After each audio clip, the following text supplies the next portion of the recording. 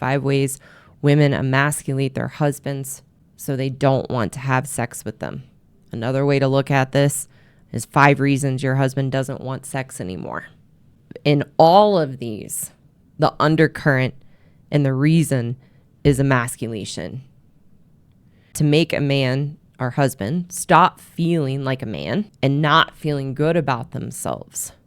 And that can happen in the day-to-day, like I talked about earlier, the day-to-day emasculation, just of how we treat them in general, making them wrong and bad, making them feel that no matter what they do, it's never enough, not showing appreciation or affection, just the day-to-day emasculation that degrades a man's sense of himself as a man and makes him feel bad about himself, but also making sex an emasculating event, which is more of what we are going to talk about. So getting into the 5 ways we emasculate men so they don't want sex with us.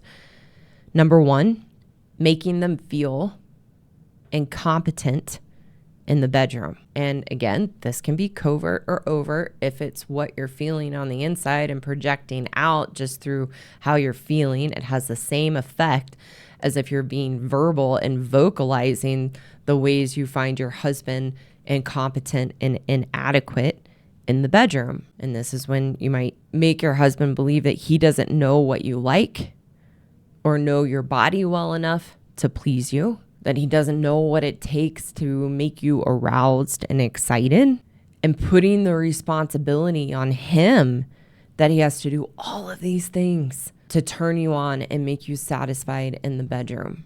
And when he can't, and you make that known, again, either covertly or overtly, it makes him feel bad about himself and makes him feel inadequate. So then he will pull away and withdraw from sex. Again, we are the problem in this. The second way we emasculate men to the point, or emasculate our husbands to the point of them no longer wanting sex with us or not wanting it very often. Number 2, judging him for his appearance, his weight, his size, and how it affects your ability to be intimate with him. And again, really important, I want to keep it reiterating this. This can either be overt or covert. If you're repulsed by your husband's looks or appearance, but you try not to wear it on the outside, he still feels it. He can feel and sense the judgment. And we all know that experience, just as humans, men and women in general. We can feel, even when someone's not overtly judging us, we can feel it. We sense it. So we make them insecure by judging them for their appearance. So then again, they withdraw from sex and don't want to have sex. It's another form of emasculation. Number 3, of how as women we emasculate our husbands to the point of them not wanting to have sex with us. He has been emasculated to the point of having erectile dysfunction. Number 3, he has been emasculated by his wife to the point of having ED. I'm going to get a little bit into this. If you want a more in-depth understanding of how this works, you want to check out episode 16 about erectile dysfunction. That's under the live tab on the channel. We're really twisted in this as women. And we're looking at ED. This is important, not from a medical, physical experience, but from an emotional, psychological experience. I think it was from the Mayo Clinic, and I'm not 100% because it was a while since I did this video, but I believe it was the Mayo Clinic that the number one reason for ED in men is psychological stress, usually from the marriage or relationship. It is a psychological, emotional issue that stems from his wife emasculating him. And with ED, a man becomes uncomfortable and embarrassed because as women, we will make them wrong and bad for having ED. And this is where we're really, really twisted. That we will, and this is what I talk about in that episode, that we will emasculate our husbands to the point of ED so we don't have to have sex. Then once they get to that point, then we say we want it and that we're neglected and we're on the short end of the stick because our husbands have ED. Then make their ED all about us and how it's affecting us with no sensitivity, empathy for what our husbands are going through. If your husband has ED, he's the one suffering. That I don't have adequate words and I don't have the firsthand experience in being a woman, but how devastating and crushing that is to a man. That is his manhood and sense of being a man. So we will emasculate them to that point and then make them wrong and bad that that's what's happening. And make it all about us and how we're suffering because we can't have sex.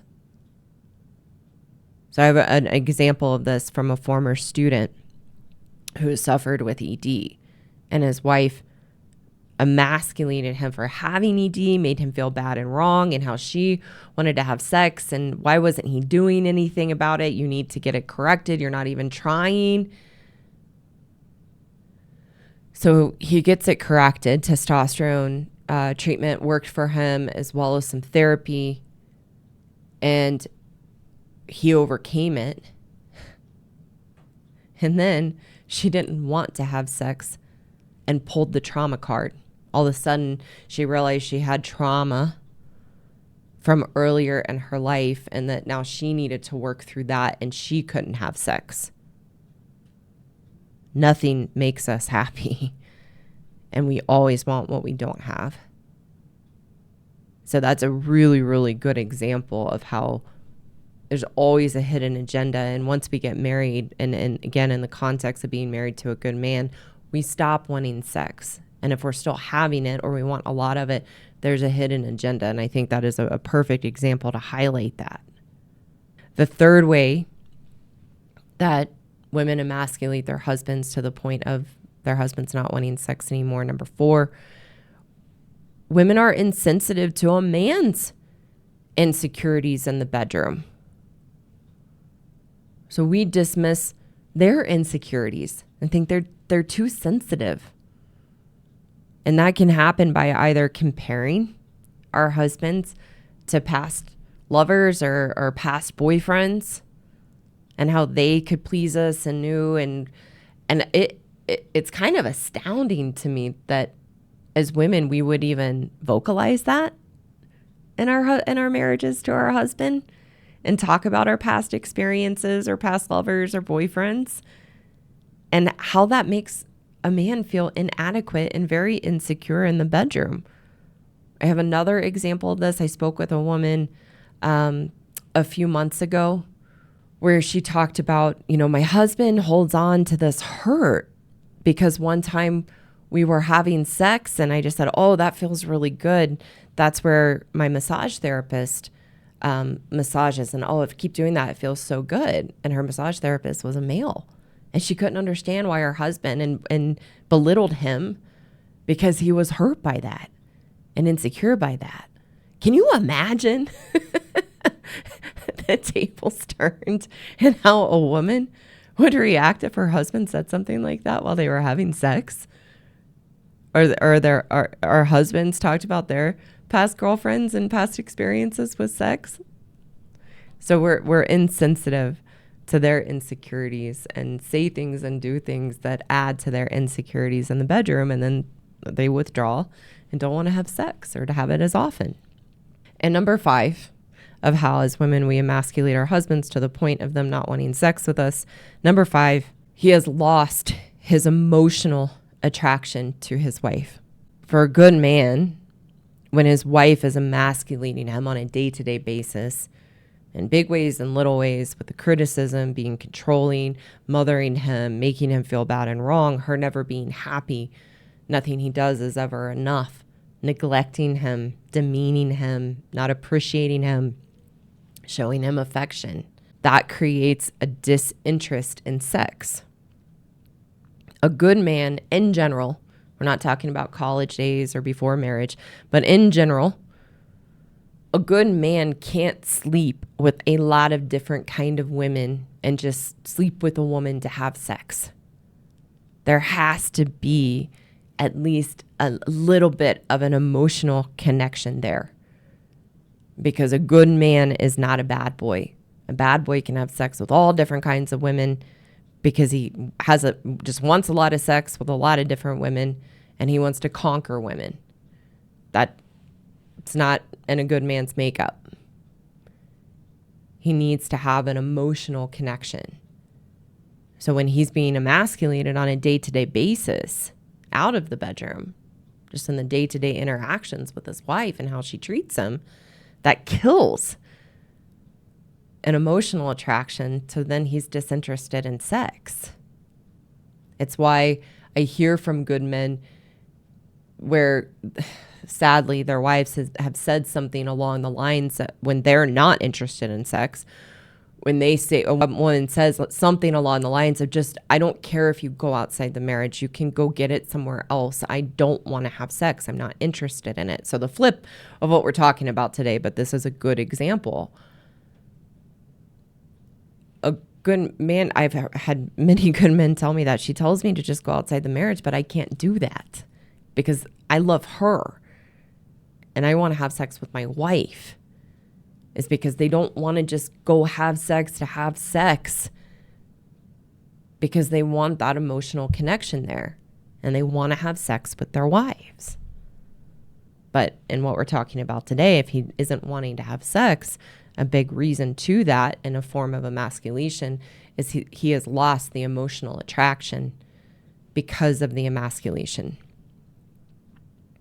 So those are the 5 ways that a woman emasculates her husband to the point of him no longer wanting sex or not wanting sex very frequently with her. Hello again. Thank you so much for taking the time to watch today. For those women listening who know you are the problem and you want a path forward to change your woman ways and truly be happy in yourself, I have a course for women called the Happiness Program. And the Happiness Program teaches you to resolve the unhealthy relationship you have with yourself so that you can be the solution to the issues and challenges in your marriage and your life. You can find the link in the description below to learn more about the course and apply to enroll. For the good men listening who want a way to take back the power you've unknowingly given away to your wives, I also have a course for you called the Marriage Rescue Course for Good Men Only. And the course teaches you how to rebuild your strength and confidence so that you can navigate the relationship with your wife in a healthy, constructive way. Again, you can find the link below in the description to learn more about the course and apply to enroll. Again, thank you so much for watching today, and I look forward to seeing you again soon.